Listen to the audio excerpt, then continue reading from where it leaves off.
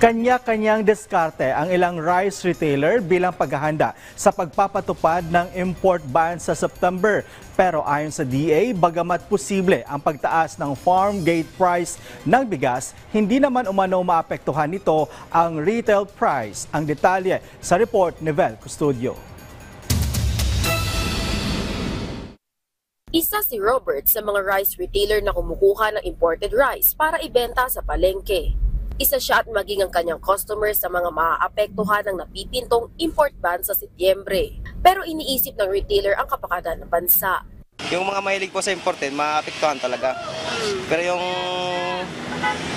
para maano rin yung ma-improve din yung bigas ng Pilipinas, kaya pasamantala tinigil muna nila.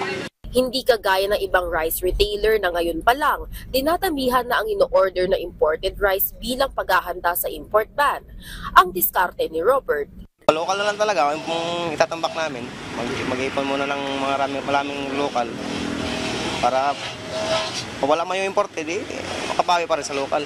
direktiba ni Pangulong Ferdinand R. Marcos Jr. ang import ban para sa bigas. Ito ay para hindi sumabay sa harvest season ng mga magsasaka sa susunod na buwan. Ayon sa DA, posibleng tumaas ang farm gate price sa palay. We're expecting yung farm gate tumaas, pero yung retail price hindi masyadong tataas kasi ang daming ang bigas na pumasok. Plus, we have record harvest no first semester.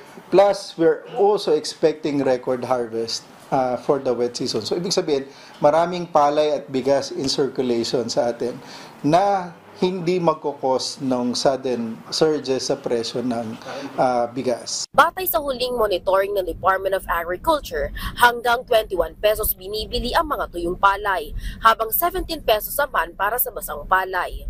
Patuloy naman ang pagpaparami ng pamahalaan ng drying facilities para maibenta na ng magsasaka ang kanilang ani sa mas mataas na halaga.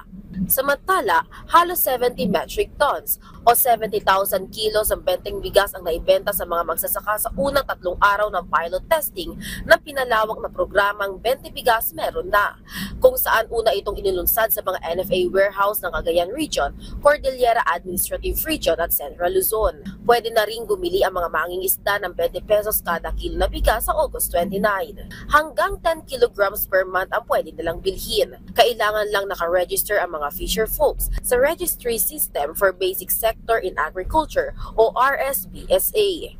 Vel Custodio para sa Pambansang TV sa Bagong Pilipinas.